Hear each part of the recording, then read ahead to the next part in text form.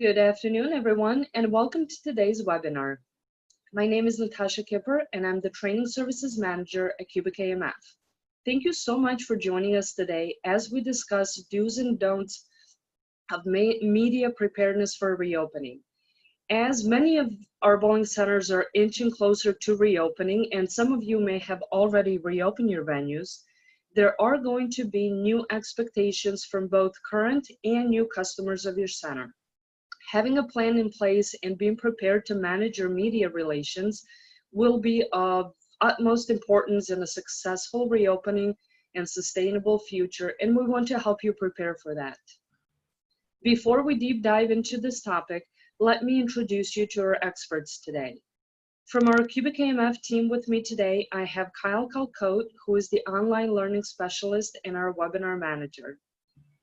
Kyle handles everything on the back end, all of the technical components of this webinar, and will periodically answer your questions and provide any other information that you request via the chat feature. As always, we will bring up your questions during the webinar and open them up for discussion and collaboration as well. Jay Nephew is also with us today. Jay is a marketing specialist with QBKMF and has been with the company for over 3 years. He has been in the bowling industry for over 35 years and has worked with centers of all makes and sizes. And I'm very excited today to introduce you to our special guests, Brian Harris and Ross Lipschultz from Taylor. Taylor is BPAA's PR agency, and they have a very long history in sports and leisure and a partnership in the bowling industry dating back almost 25 years. As shapers of influencers, they hope to provide the same insight given to the world's leading brands with an integrated approach across all marketing disciplines. During this webinar, they will share do's and don'ts for the media and make sure you are preparing yourself in the right way to respond to both proactively and kind of reactively to maintain a positive brand image in the face of reopening of your business. Brian and Russ, thank you so much for joining us today. Welcome. Thank you, Natasha. I really appreciate it and appreciate the opportunity to speak to everybody and provide you with some guidance in this very challenging time and also answer your questions now and offer the opportunity to answer questions offline at some point as well. Perfect. We're very happy to have you. So in late April, working with your agency, Taylor, BPAA and Strike 10 launched its media preparedness best practices. They're complete with do's and don'ts, sample Q&As, and press release templates to help centers be prepared for the media as they reopen or choose to, not reopen at current time. And over the past few weeks, media has shared some less than positive, shall we say, stories of bowling alleys and bowling in general. We're going to discuss some ways to overcome that and how to prepare when the media approaches. So as the PR agency and working with BPAA and Strike 10, have you noticed a shift in the coverage from when the first centers in Georgia reopened to now? Now we're a few weeks into it.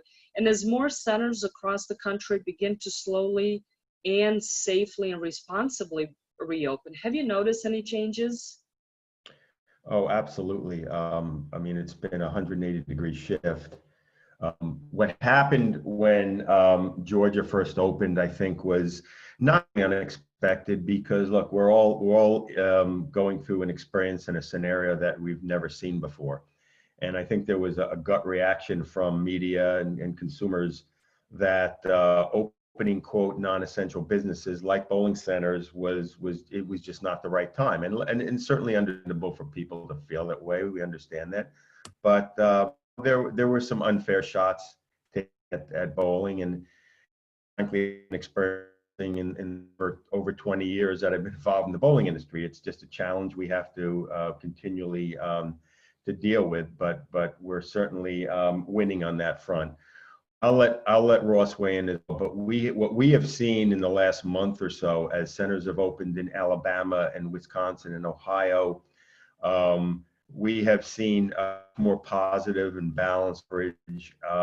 It's clear that the BPA centers have taken exhaustive measures to prepare centers to provide a safe environment for their employees and their consumers, and it's clearly showing up in the media coverage as they demonstrate their safety protocols, and we expect we're going to see a lot more of that.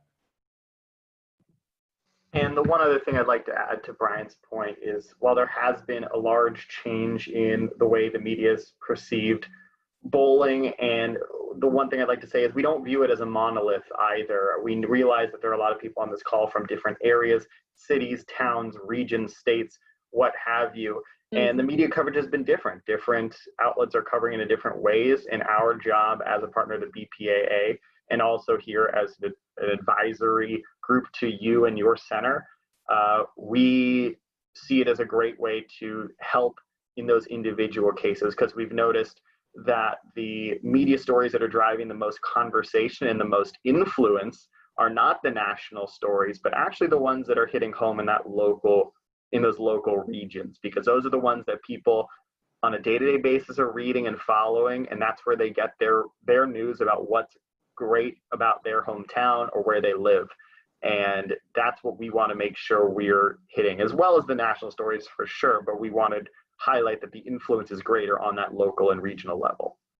And we certainly expect that when states and centers start to open in the large urban centers, especially in the Northeast, which as you all know has been hit the hardest with this pandemic, there'll be greater scrutiny, both by the media and the consumers, and we expect that. But we also feel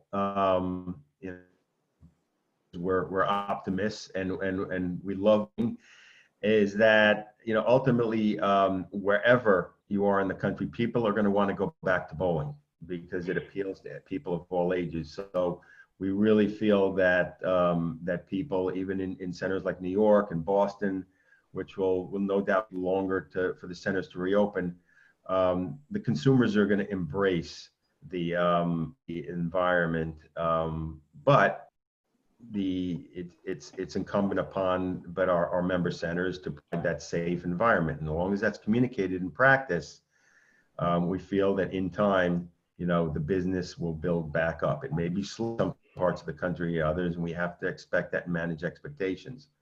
But based on what we've seen so far, we're confident that's how it's going to transpire. Ross, can I ask you a question? You hit on the fact that more local stories are actually being looked at than national stories, or at least from a local point of view. Your local station is going to talk about ABC Bowling Center that so you're probably going to pay attention, right?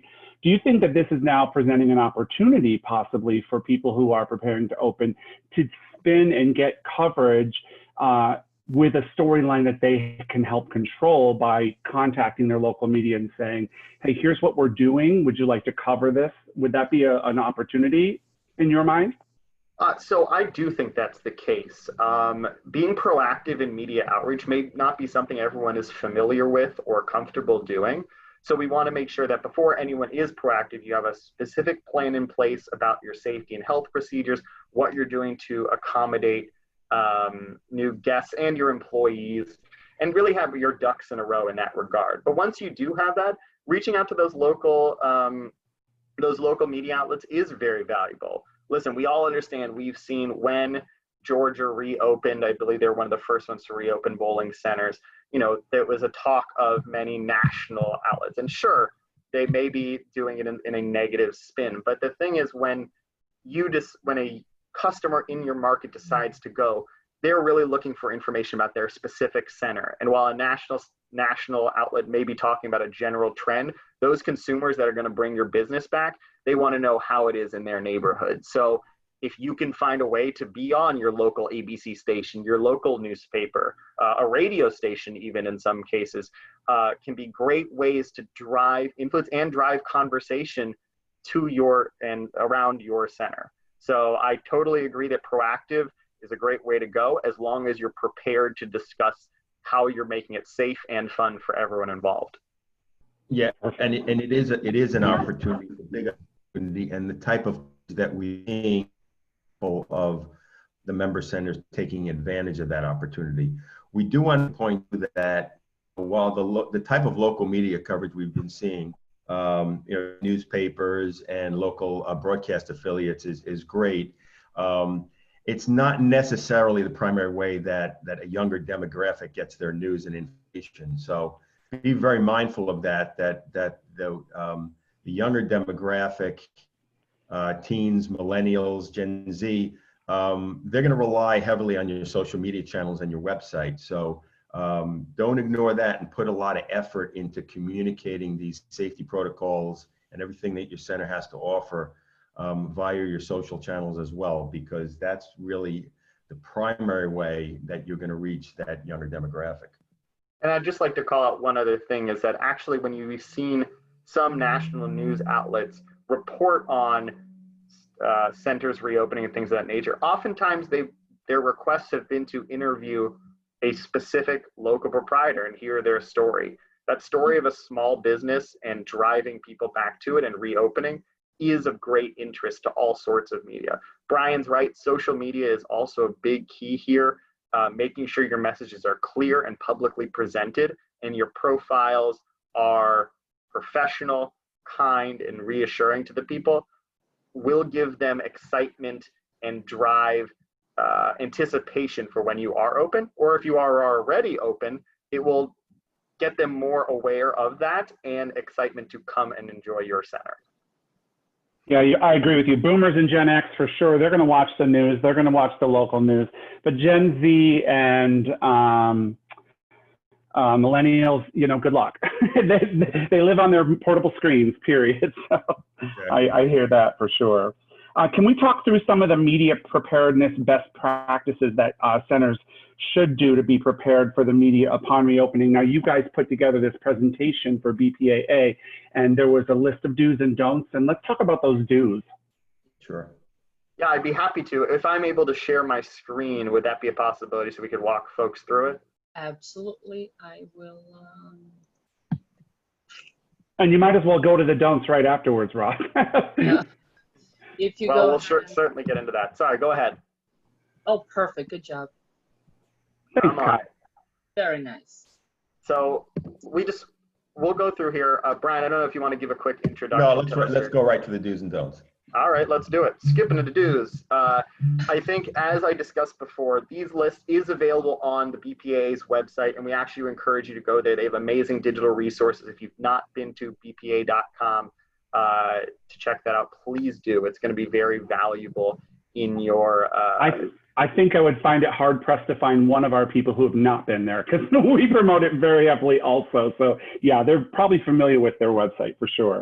Okay, great. Well, then we'll go through these quickly and just make sure everyone's on the same page. The first do, and I kind of mentioned before, is making sure you have a dedicated spokesperson from your center to serve as a singular voice for media. We don't want media talking to all sorts of different staff members, getting quotes from different people who may not be as fully aware of what your center is doing. And so it's very important to have a specific person that all media speak to in regards to how practices are going. That's critical, and we recommend as the number one thing is deciding who that person will be. In that same vein, we want to make sure that person and any media request is responded to in a courteous and professional way.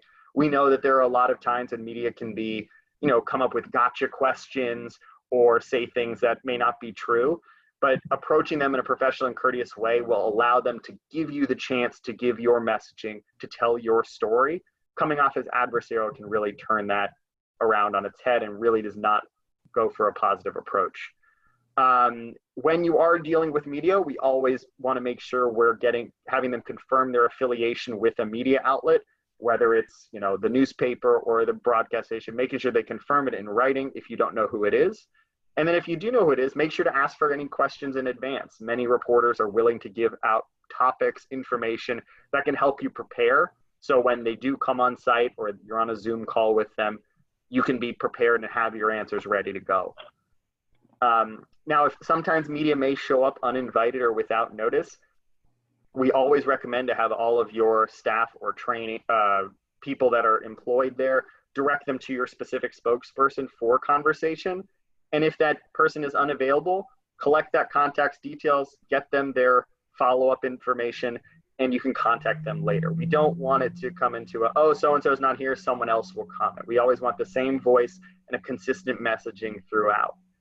And then lastly, on this first page, having a statement or a press release available is critical. Having a formal place where people can go and look up your policies, know exactly what you guys stand for and what you guys have put out to the public is key. So whether it's posting it on your social media accounts, your website, or sending it out to local press, having that press release available will create a place where people know all the information is housed.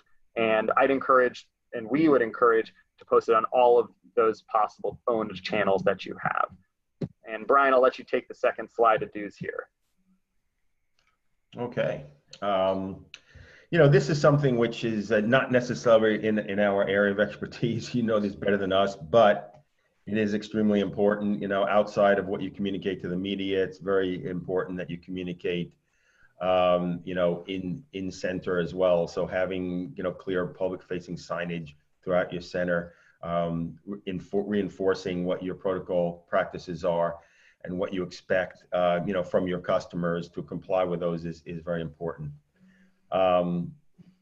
You know, this is something we've seen which has been very effective. And one of the things we did to start before centers even opened was that we worked with the BPAA to develop some BRoll that they shot at the campus there in Arlington of showing, you know, actual protocols of, you know, sanitizing equipment and social distancing. So providing media either with BRoll or better yet, when they come into the center and people are bowling, you know, have them, give them an opportunity to show how your employees are practicing your safety protocols. It's a very effective optic to demonstrate exactly what you're doing for your consumers to keep them safe. You know, posting specific details about your safety and sanitation protocols on your website and social media channels, and updated as often as possible. We realize that, you know, a lot of what you're doing when you're reopening your centers is going to be trial and error. You're going to make some changes over the course of days and weeks and even months. Make sure to communicate it as those changes happen. Communicate it, because there may be some things that people weren't happy about. You want to make sure that you're on top of things, listening to your customers and making those changes in real time. With regard to speaking with the media, make sure that you provide them with your contact information, phone number, email, address. Encourage them to follow up with any questions that may have. Very often when media comes out to a center, especially if it's broadcast, I mean, they're going back and that story is going up very quickly. They may or may not have time for follow-ups, but there are also situations, especially with print media, where the media may have a few days before they file their story, and they will have time to follow up. But even if not, they may follow up as they're filing their story. That's very common, and you really want to avoid inaccuracies and just make sure that when you do an interview, print or broadcast, that that you make yourself readily available before their story is published. Or it is broadcast, because you definitely want to be there for them to provide any fact checking that's necessary. If requested, direct media to BPA for questions about the industry or larger connection to bowling. We don't speak, you know, in that respect, you know, with regard to any trends or data. You know, that really should be directed to the BPA or in some cases the USBC. But people like Frank DeSocio are certainly available to speak about, you know, the bigger picture state of business in bowling, especially amongst the members. And of course, we mentioned it early on, but if you haven't already, but I'm sure most or all of you have familiarized yourself with the BPA's protocols and the support materials, and these link directly to their website. And just as a point of clarification, because some of our listeners might not have heard of BRoll before, and they're what's BRoll? You want to take that, or I can? BRoll it's thank you. No, I appreciate you're bringing that in. BRoll is one of the oldest tools in the PR book and marketing book. What it is, it's video. It's video that we capture. BRoll can be video of just about anything, but it's you know, when you need to demonstrate something or prove a point. It could be somebody talking on camera, or it could be just images or sounds of something, whatever it is that you're trying to demonstrate or sell or promote or communicate about. And what we do is we have just like brief snippets that will then package into, it could be a 2 minutes of video where it's maybe 4 different seconds of 30-second segments. And one segment could be showing how the bowling balls are sanitized. One segment could show how the shoes are sanitized. Another segment could show how we're social distancing people on the lanes. And another segment could show how we're checking people in, maybe taking their temperature at the door, if that's something a center's practicing, or demonstrating contactless payment systems. All things that we believe are very important to customers. So it's just video snippets all packaged nicely together and given to a media outlet to use as part of a story. Thank you so much, Brian, for sharing that. And Jay, thank you for bringing that up as well. We have a couple of those videos included on our end. So once you're done here with your part, we'll flip back to our presentation and show those videos that you were just mentioning. Thank you. That's great. Yeah, we have some as well that the BPA has put together that we can include in those as well, that people can use when they're talking to their local media if necessary. Lots of good options there across the board. Yeah. Good. All righty. Now we'll get into the don'ts quickly here. And it's red for a reason. These are the areas that we want to make sure people steer away from. Obviously, like I mentioned before, we don't want to speak to media prior to having a established plan on reopening, cleaning and sanitizing procedures, and other operations. This is where people will often press. One of the things we see most often in media is they want to know how your center is keeping your customers and employees safe. And if you don't have a concrete plan just yet, it's not the best time to speak with media. So make sure that plan you're well versed in. Whoever's going to be speaking, that one spokesperson is well versed and can talk to the exact plan, because that's the details that are going to be key in any story. We also don't recommend ignoring any media requests by phone or email. Even if there are requests that you do not want to participate in, we want to make sure that these media feel like they're being heard. And perhaps in the future, you may want to speak to them at something. You may want to do proactive research or outreach. So it's important to respond professionally, courteously, but you only have to grant a full interview when you're prepared and ready. You can always schedule something for the future or say, we'll get back to you when available. But ignoring media requests can often lead to media filling in their own blanks and telling a story that isn't accurate or doesn't follow what messaging we want to get out there. We also don't recommend allowing media access to the center unless given prior approval by senior management and unless they're constantly supervised by someone on your team. Oftentimes we've heard stories about media that come in and they try to sneak in, or they try to take pictures that are secret. And I think people know the horror stories about that. We don't want that to be the case. When a media comes, you can greet them politely, have a member of the management team at your center walk them through, show them the protocols, show them what you're doing to keep things clean. That way, the exact story you want to tell is being told directly to them and shown in front of their eyes. You never know what happens if they walk around and they wander into a different place where something maybe slipped through the cracks. It's better to always guide them through and make sure they're taken care of. And it also provides them with sort of a VIP treatment, which can often get you positive spin in a media story. And then lastly, if a reporter requests to run a test on any bowling balls or shoes, which we've seen a lot of, where people are saying, oh, let's see how clean they are. Let's see how you do the cleaning process. Don't allow them access to these items if you've just reopened. Make sure you have the practices down pat, perfected, and you're doing away where you can clearly show that they're being thoroughly cleaned. And also don't just give these items away to be tested on their own. Any testing or displays that you want to do, have them done in your center so it's a controlled environment, and show them that thoroughly cleaned item, because it can be very advantageous to prove that, hey, these pair of shoes have been gone through perfectly and all the way up to our standards. Same with any balls or any other shared equipment. It's best to be done in that controlled environment of being at your center. Brian, if you'd like to take slide 2 here. Sure. This one we've seen played out sort of different ways, and it can be a little tricky. But we don't recommend that you provide specifics about the economic impact the shutdown has had on your business.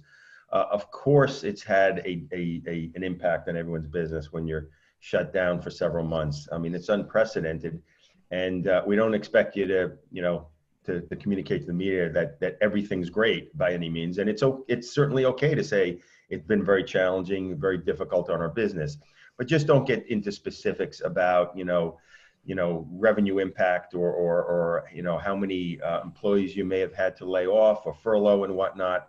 I think everybody understands that it's very difficult on your business, and you don't have to get too specific about it. At the end of the day, the important thing is that you need to reopen your centers, and in order to do that, you need to be practicing the appropriate safety protocols to ensure that your customers feel comfortable going back to the center, because they'll go back to the center and they'll patronize your business and help build your business back. But at the end of the day, they're going to do it more so because they feel safe and not because of your financial woes at the end of the day. So you got to balance that message. Do not feel obligated to answer questions that extend beyond your knowledge or areas of expertise. If you get questions about, the way your local or state government is handling the matter, or specific, getting specific about medical advice and whatnot, don't overstep your bounds there. I mean, you understand, how to run an entertainment business as well as anyone, and that's really, where you should focus. Okay. This is really something that, some of these are really just the opposite of the do's, but they're very important. So we want to reinforce them. So don't allow the media to speak to other employees regarding your business practices. Everything should be directed to a dedicated spokesperson or spokesperson. That's really the way to stay on message. We did see one example of a center in the Midwest that reopened, and they had two different spokespersons, but they both did an excellent job. They were both in a senior position at the center. They had both been, well prepared to speak to the media, and that's okay. It's okay to have one or two spokespeople as long as they're, in a position of authority and they're prepared. But don't allow media just to roam around the center and speak to any employee who's there. Do not take a political position or stance with your responses. As we know, this entire environment is a hot button issue. It has turned political in many cases, even down to the use of masks. Even if you feel you have a good finger on the pulse of which way your customers lean, there's always a possibility that you're gonna turn one person off, and it's not worth losing one customer because you said something that they didn't agree with, maybe from a political standpoint. If you're going to lose that customer, even if it's temporary, it should be over. Well, they're not convinced that you've created a safe environment for them, and hopefully that's not the case. But we really recommend you refrain from taking political positions with media, with social media and whatnot, because it can backfire too often. And finally, this goes to best practices in social media management and community management. Don't respond negatively to the media coverage or comments on social media. If you're not happy with the way some coverage came out, it's okay to contact the media directly and very professionally express to them why you feel maybe that coverage was inaccurate or not balanced or whatnot. Doing it on social media, again, can certainly backfire. And, it's really best to be very measured and balanced and forthright when you're communicating on social media. Thanks, Brian. Those are our do's and don'ts. I realize, we realize that some of these may be very basic, but they're extremely important, and best practices such as these, it's really important to reinforce them when we're dealing with an unprecedented situation. Absolutely. And, as you guys are familiar, BPA's website has a lot of these resources in them, including Q&As, press release templates, and anything you guys might need as far as, public outreach to media, social media, what have you. But I want to put up our email addresses here just in case. You can reach myself and Brian at bpamedia@taylorstrategy.com. If you have any questions about media requests that have come into you, press releases, things of that nature, you're welcome to reach out to us, as we're here as a resource going forward for any way we can help. We also have John Harbuck's information here from Strike 10 Entertainment. We work with him directly on a lot of these media opportunities too. So I will leave this screen up here unless you guys want to take control back as a resource to you guys to reach out to. Ross, thank you. One other point I wanted to make, if you can just go back a few slides. I'm not going to read through it. I just wanted to make sure everybody knew what they were looking at, because these are available on the Resource Center as well. These are 3 of about 8 Q&As that we have. Keep in mind, we don't expect anybody to, repeat these verbatim. They're really just suggested messaging. You can certainly and should respond to questions, whether it's verbally or in writing, in your own words, in your own voice, in your own tone. But the messaging here is very important, and we do ask that that you follow the guidelines of the messaging when responding to questions like these. Likewise, with the template press releases that we provided, and we have 2 versions of those. One is, in the scenario that the state is about to reopen and that you have a reopen date.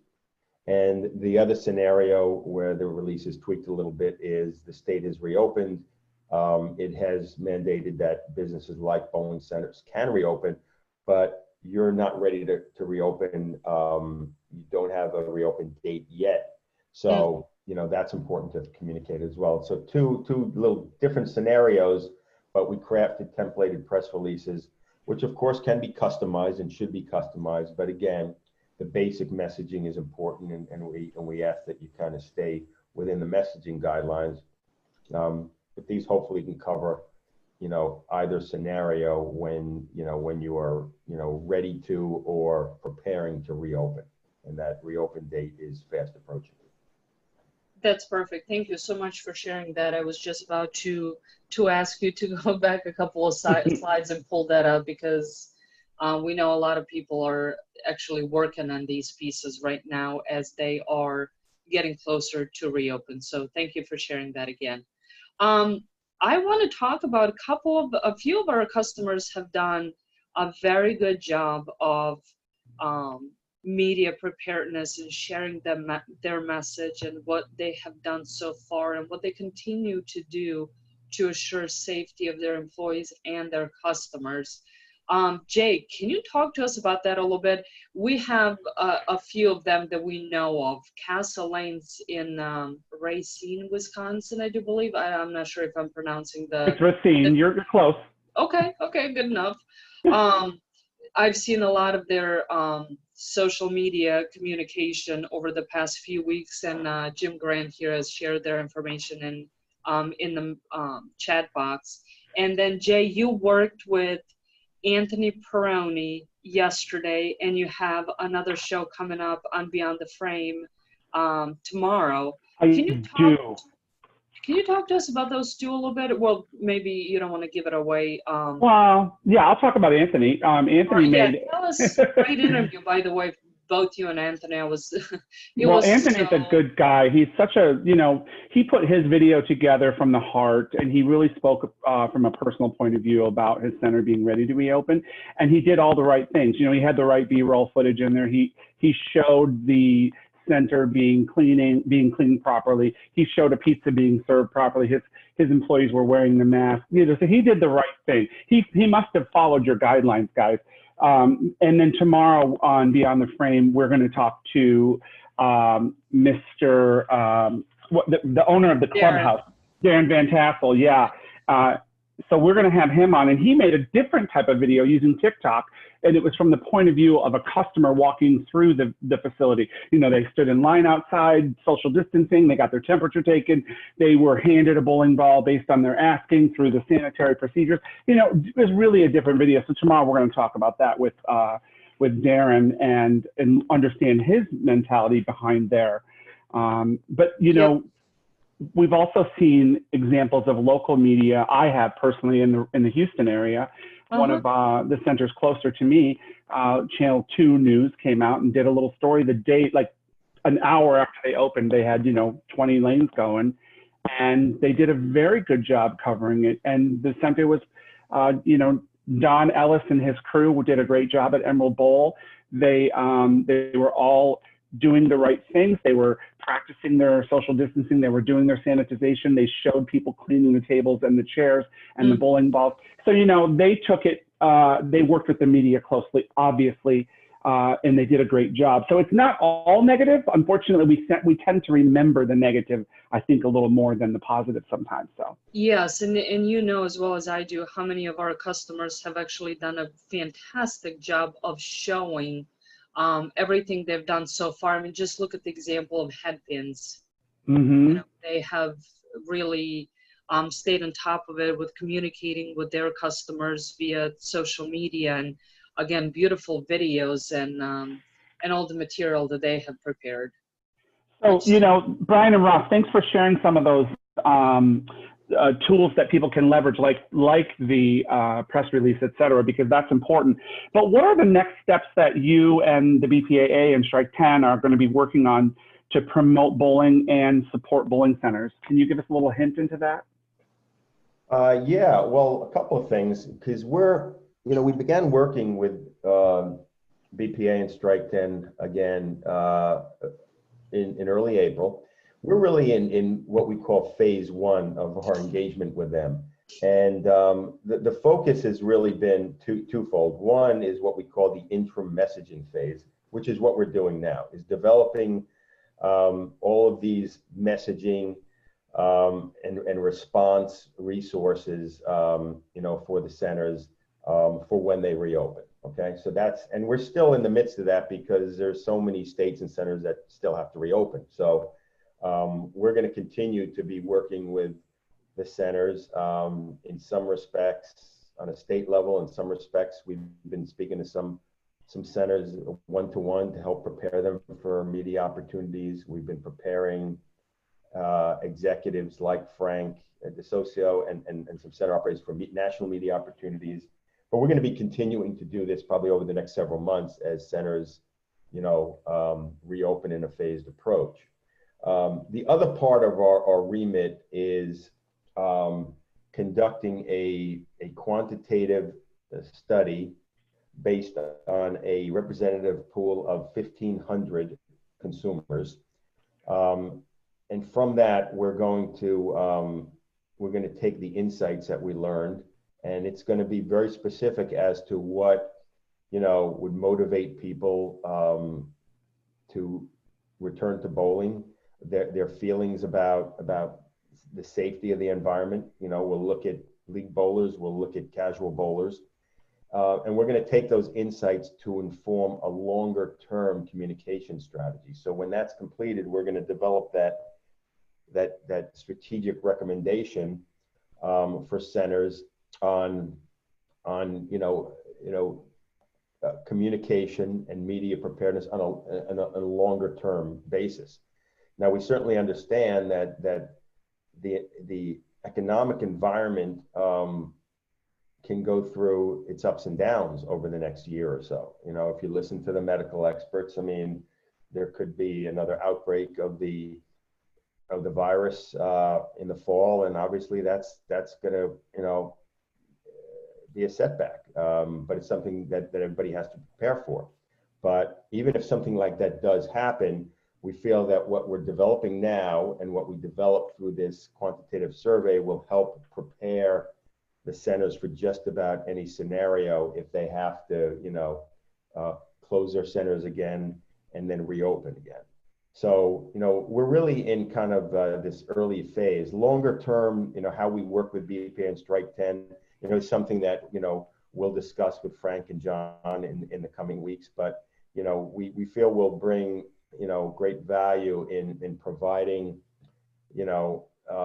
this kind of counsel and feedback to centers, both on a national level, regional level, and even one-to-one level on an ongoing basis. We'll also get more proactive you know, in looking at and engaging national media, especially as we start to see some trends develop. That's very important to national media, is what's going on within the industry, what kind of trends are developing. It's way too early to really formulate that, even though there has been a fair amount of outreach from national media. It's too early to really tell a cohesive story, although we've seen enough to at least see that there's some really positive you know, really positive trends forming. But our role will kind of evolve over time. I think one area where we will likely lean in more is helping the association and even member centers, you know, on the social media front and the digital front. We have a deep expertise there, and as I mentioned before, it's extremely important, and we sometimes overlook social media management and community management. So a lot of things are evolving, but I think a lot of what we're doing now will continue to do, because we feel there's a great need, especially among the centers, states and centers that haven't opened and may not open for, you know, a month or more. Yeah, and we always love a good research study, right? It's interesting what you uncover when you're not quite sure what the temperature of the group as a whole is going to be, and especially in the bowling industry, where we have such a regional temperature, is the only thing I can say. It's different everywhere. You know, in the South here, I'm from the Northeast originally, so Rochester, Buffalo, Southern Ontario, et cetera. That's a different mindset there, and truly, the people and consumers behave quite differently there than they do, say, here in South Texas, you know, and differently than South Florida or the West Coast. So getting your research back and understanding the behaviors and the thought processes of the consumers, I think, will be a gigantic benefit to our industry.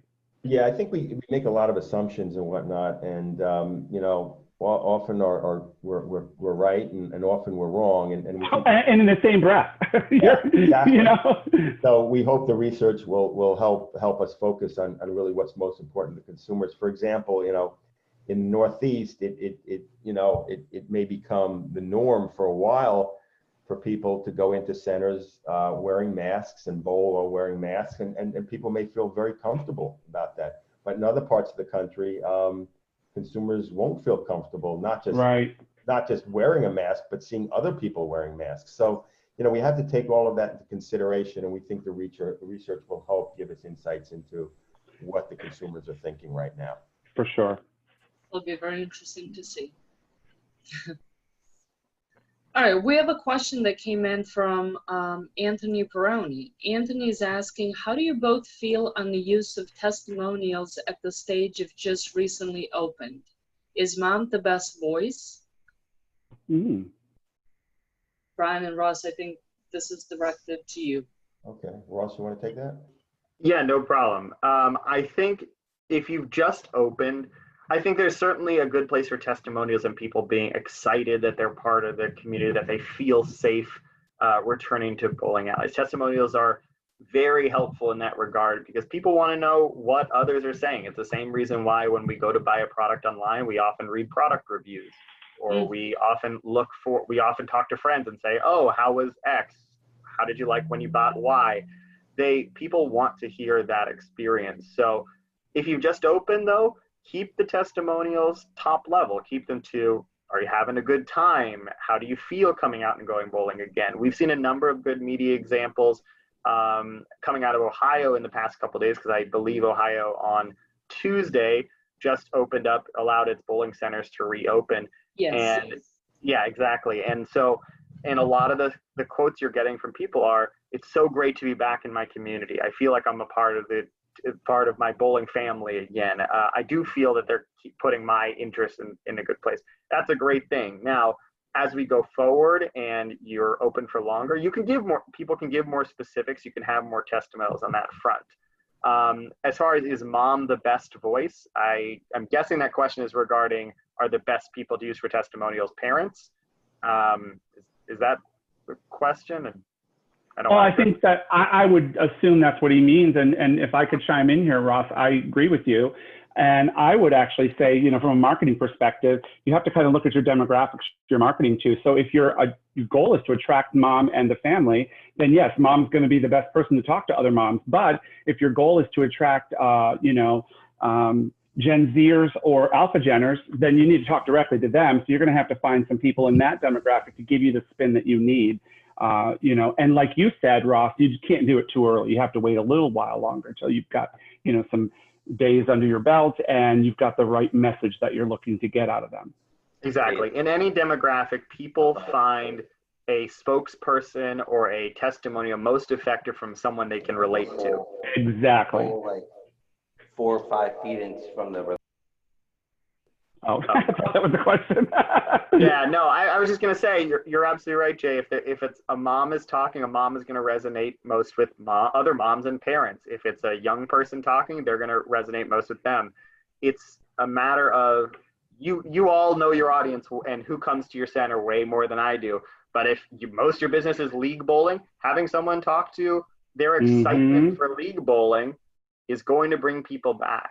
And you can also have testimonies from lots of people, but we don't want to go too deep yet. We don't want to have them projecting anything or giving any estimations of what will happen. Just excitement, anticipation, and ready to get back to bowling. That's where we start now. As we get further into it, we can bring in other levels to that testimonial.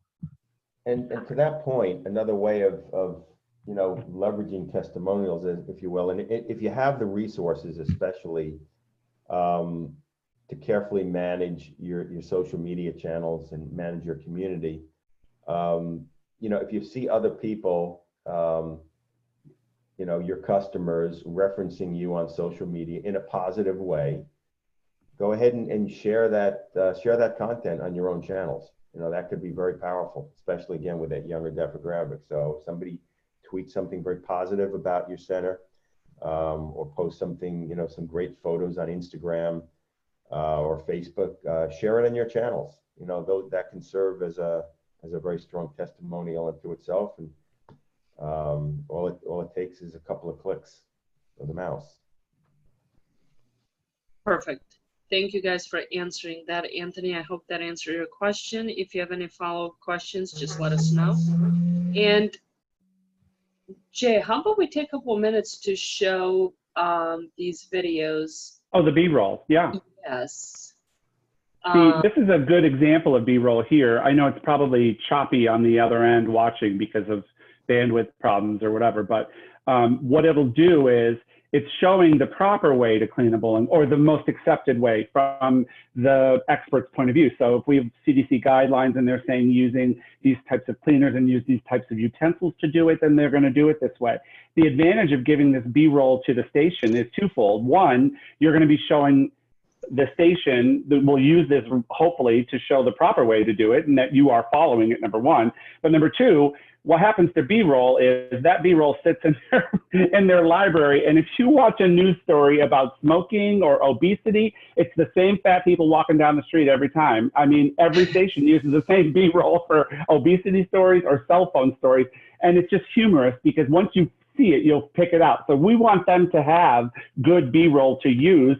Let's provide it to them. It'll get used beyond your story, I promise. That's a good point. I'm sure Ross and Brian can corroborate some of that. Yeah. Yeah, I think it's great to have this B-roll available. Yep, it's great to have the B-roll available because then when you want to share it with stations. Also, another thing is that if you have videos and assets to share from your center, say you've been open and you've been doing thorough practices, that puts you ahead of so many other businesses or even other, I won't say bowling centers, but any other business that's talking about reopening, because these are the assets that a TV station is going to need or a newspaper is going to need to put your story out there. They want those graphics and visuals because that's what makes a story. Most people love a story that has visuals to go with it and don't really read things that are only text anymore. It's just a general appeal. So if you're like, oh yeah, we have tons of video, we have photos of people, you know, socially distancing and bowling at the same time, those are going to win out in the competition for news space because there's not, as I'm sure many of you know, your newspaper has a lot less pages in it than it once did. Your TV station doesn't cover every single local story as it once did. So you've got to take the time to create the best package available for them.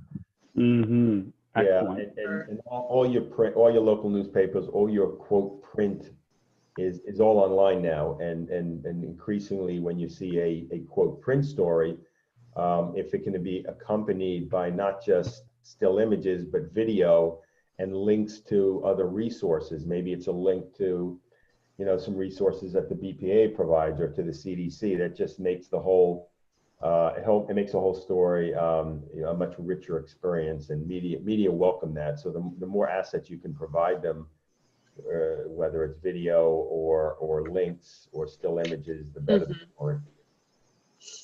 Perfect.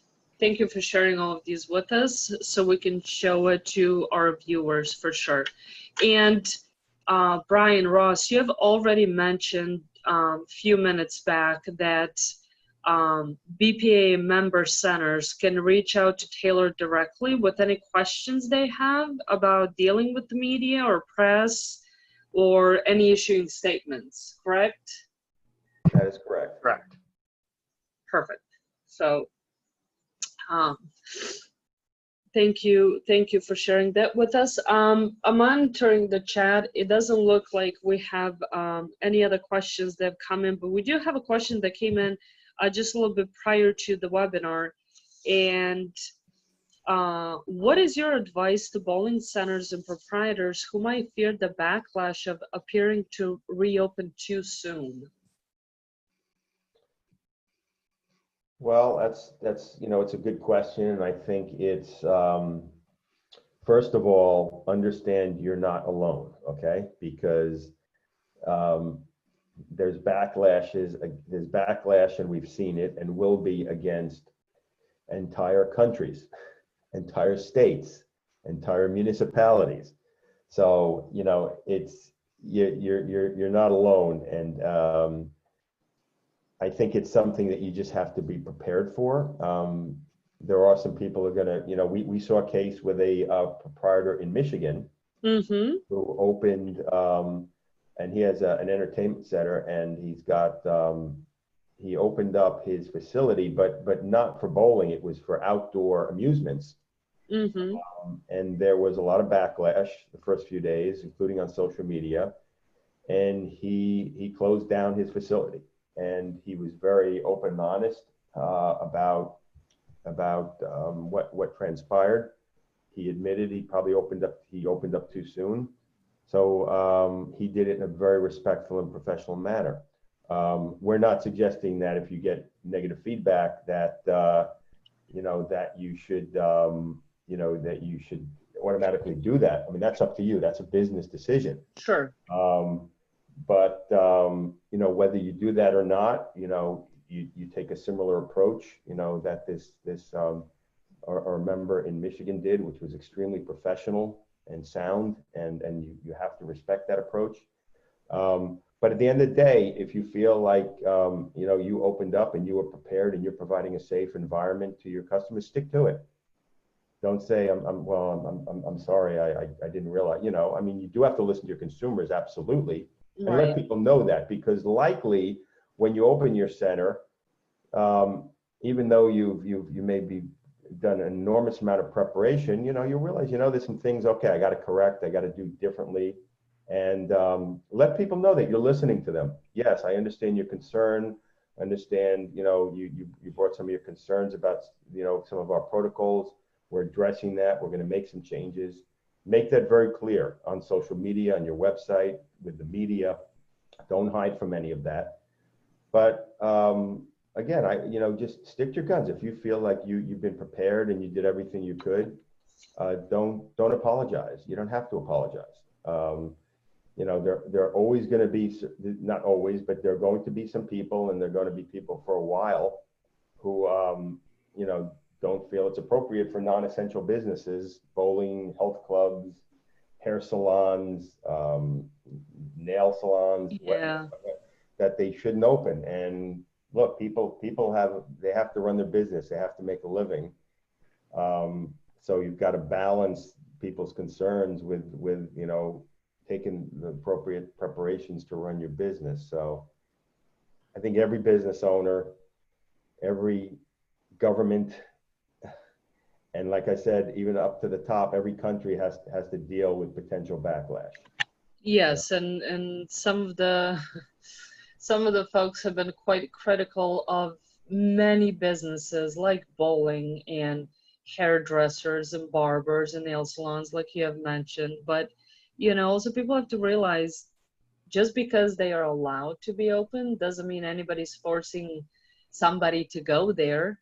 You know, if you don't feel comfortable going to that business, by all means, you know, all you're trying to communicate is that here is what I'm doing to protect my staff and my customers. And hopefully folks are ready to go back to bowling and patronize those centers very soon. So yeah, and you can take what could be a negative perception and turn it into a positive media in the long run for you, because it shows that you care and you're taking action on certain things. So I like that. You can take something, that gentleman in Michigan, he may have not been so favorably looked at right off the bat, but after he you know, came to and said, here's the deal, I am going to shut down, I think I opened two. That's a positive spin to me. That's people looking at his business, hopefully going, he made the right move, in their opinion, you know? So they'll look forward to supporting him when he is ready to reopen. Yeah, no, absolutely. I definitely looked at it as a positive. Look, I mean, supermarkets, which have been deemed essential businesses, and they are, they've gotten a lot of, you know, at least early on, they got a lot of backlash because they felt that people felt like the supermarkets, especially the large supermarket chains, weren't protecting their employees or doing enough to protect their customers. I'm not, I wouldn't say this publicly, but, and it's not a message point for the media, but just something to keep in mind is, look, you can make an argument that if you're taking the appropriate precautions in your bowling center, it's a safer environment than going to a supermarket. You know, I mean, when you go to a bowling center, you know, unless you're a league bowler, you know, you're not taking the equipment home with you. You're leaving, you wash your hands, you leave, and you're good. Yep. Supermarket, you're taking a lot of stuff home with you, and you don't know where it's been or who's touched it. So think about that. Absolutely. You know, and you know, but you know, at the end of the day, you just don't apologize if you feel you've done everything you possibly can to keep your customers and your employees safe. If you feel you haven't, you did some things wrong, then yeah, then you apologize and say I'm you know, I'm course correcting, I'm making some changes, we're doing some things, and that's understandable. Again, we're all experiencing an environment that we've never experienced before, and we had very little time to prepare for it. And there's no playbook. Yeah, there is no. Well, you're writing one, which is nice. Yeah, there will be a playbook moving forward, so you know, you won't necessarily get a second chance, but you know, we're all learning something new, and there's always going to be naysayers, always going to be people who are going to be uncomfortable, and that's understandable. It's understandable why people would not want to go to a high touch environment, and you know, like bowling centers and health clubs and restaurants, which you could argue also that restaurants and health clubs are much more high touch and potentially dangerous environments than bowling centers. Absolutely. Okay, perfect. Again, I think at this point in time, we have answered all of the questions that have come in. I want to go through our QBKMF resources here really quickly. QBKMF.com, let me pull that up really fast for you to see. It may be easier to follow. If you, from our homepage, if you go to the support tab, tons of resources there available to you. Just a quick reminder, QBKMF eShop and Tech Support Customer Portal are available to our customers 24/7. And there's a COVID-19 resource page. Here beyond the frame, you will be able to find our previously recorded webinars and also our schedule for the upcoming webinars as well. Next week, June 3rd, we're picking back up on league bowling for part 2. We're going to talk about what league bowling may look like going forward from Proprietors' perspective. And then back to the main page. Jay, do you want to touch on marketing kits real quick? Yeah, so we put together marketing kits for our customers, the reopening marketing kit, and it's got a lot of great content in there, including things like MMS ads to put on lanes that aren't being used for social distancing, and all sorts of other things. You know, we've got signage there for your building. We've got how-tos. It's free to everyone. So if you download the marketing kit, you've got multiple pieces in there that can help you not only help plan your reopening, but make your reopening look like you've got your plan together. So, and hopefully you will by when you're ready to reopen. As we've just learned, you better have your plan together when you're ready to reopen. So the marketing reopening kit, I think, is quite valuable. We've seen a few centers already featuring it in some of their social media and whatnot. So appreciate that. That's for sure. Thank you, and Jay. that's different slightly than the BPAA kit, but it has a lot of the same content in there. So if you go to both of them, you're going to find something that you're going to want to use when you reopen. Oh, absolutely. Absolutely. Thank you, Jay. And then maintain your center, several documents that may be useful to you as you're getting ready to reopen, getting that equipment turned back on after being off for a period of time. And then also we have links to many other resources here, such as IAPA, BPAA, SBA, OSHA, and so on, just for your convenience to quickly access from one place. And I encourage you to check this page often, as it changes quite frequently. In fact, I haven't checked it since this morning when I went on to look for something, and Beyond the Frame has already changed. So I encourage you to check it frequently for more resources that will be available on QBKMF.com. Jay, I want you to talk quickly about our QBKMF Facebook page and Beyond the Frame. So our QBKMF Facebook page and Beyond the Frame, well, two different things. We have the worldwide QBKMF worldwide Facebook page where we do post links to content and stories, et cetera. But we also post much of that same content in the Beyond the Frame group, and we tailor it slightly. Beyond the Frame is a private group that anybody can join. Just request to be a member. There are some questions you can automatically put in, or you'll be added as needed. We broadcast usually twice a week, Tuesdays and Thursdays, and we do it at 3 p.m. Eastern, 2 p.m. Central. We'll have a guest on there. It's a little more informal than these webinars are, because generally it's myself or Dottie San Martin running them. And if I'm running it, I find it hard to stick to a structured question and answer. I want to have a conversation with you. So, you know, we generally do that with industry guests. We've had Chad Murphy on, we've had Frank DeSocio on, we've had Anthony Peroni just yesterday on there, and we had a wonderful show. Now, tomorrow, if you want to join us for that show, we're going to have Darren Van Tassel from the Clubhouse, and he'll be on. And I encourage you to tell your friends to sign up. Even if you're not in a bowling center, if you're in an entertainment venue, you're going to find some value with the content we have on Beyond the Frame. So we look forward to seeing you there. For sure. Thanks so much, Jay. One thing I did forget to mention as we're on our website is a free reopening tech support call. From here, from this page, you can click on this link and sign up to receive a call from our tech support. Well, actually, you have to fill out the online form, and one of our technicians will get in touch with you to schedule a call.